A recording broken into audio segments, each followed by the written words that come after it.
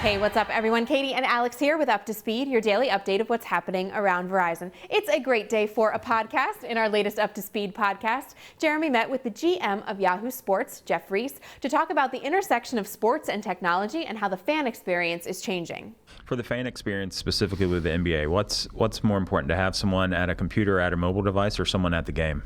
It's really interesting because what's happening there more than anything, and if you've been to an NBA game in the last couple of years, you see this left and right, is that in venue, folks are working really hard to kind of replicate some of the aspects of watching the game at home, right, in terms of the level of service you might get from a food and beverage perspective, or the size of the video replay boards, or the level of connectivity that you can now have in certain buildings. And at the same time, folks who are producing TV are increasingly interested in creating, what we think of as an arena experience at home, right? How do I get that great camera angle? That's where the prospect of VR enters it. So it's this weird kind of convergence where we're using AR or VR to kind of replicate experiences both at home and in the venue. So those aren't mutually exclusive outcomes for us to be working on.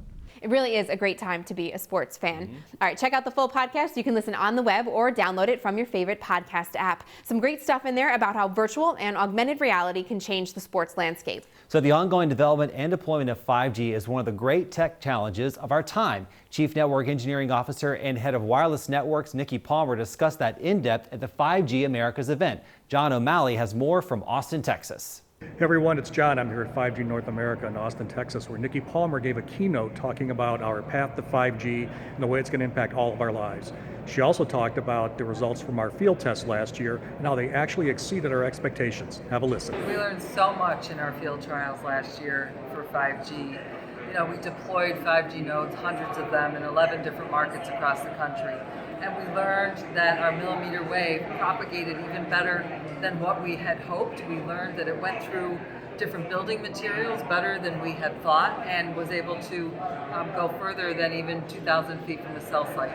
So all of those things are so important because it gives us confidence to deploy a fixed wireless solution, a broadband solution to the home. That millimeter wave, coupled with our intelligent edge network and our deep fiber assets, will provide a solution that consumers, we think, are really going to like. Thanks, John and Nicki. Now here's Jennifer with the rundown. Verizon network and technology leader Hans Vestberg kicked off the Moffett-Nathanson Media and Communications Summit with an in-depth discussion of Verizon's network plans. He described Verizon's network development as a huge transformation. It looks like Amazon Go stores are coming to Chicago and San Francisco. The stores are designed with the idea of getting consumers in and out without ever having to go through the checkout process. And Google's AI-powered News app arrives on iOS. It utilizes machine learning to help make sense of the day's news.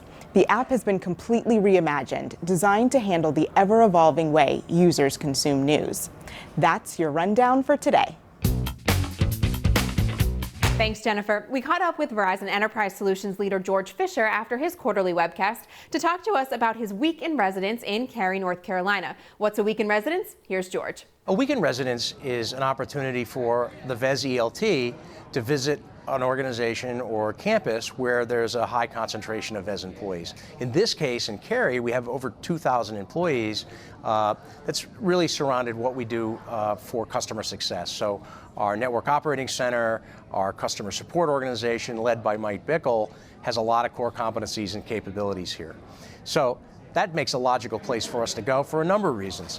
One is we offer up a lot of new employee programs here. So we onboard a lot of diverse teams here. So it allows us also to interact with them and understand how they're coming on board. In this area, whether it's NC State or other universities, it's a really target-rich environment for us to attract new talent to VEZ. So it's a great spot for us to come to. In addition, we have some local events with charities like American Red Cross.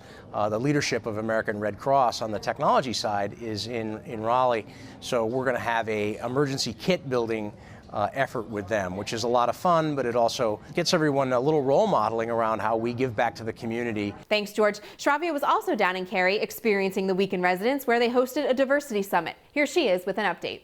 Hey everyone, the summit just ended, and participants talk about learning from leaders, mentorship, building your personal brand, and specific challenges that women face.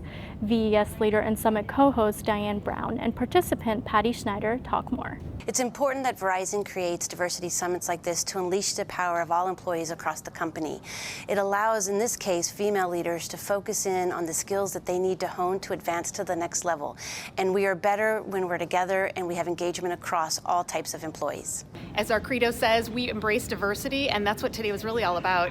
It was wonderful to listen to some of these powerful speakers and hear their stories and listen to the challenges and how they overcame them throughout their career. It really helped me reflect on where I'm at right now with my career and really what the next steps are for me personally. What an awesome event. I'm so glad I participated. Back to you guys. It sounds like it was a great event. That'll wrap it up for us for today. Be sure to follow us at VZ Up to Speed on Twitter, Instagram, and now Facebook. Until next time, you are up to speed.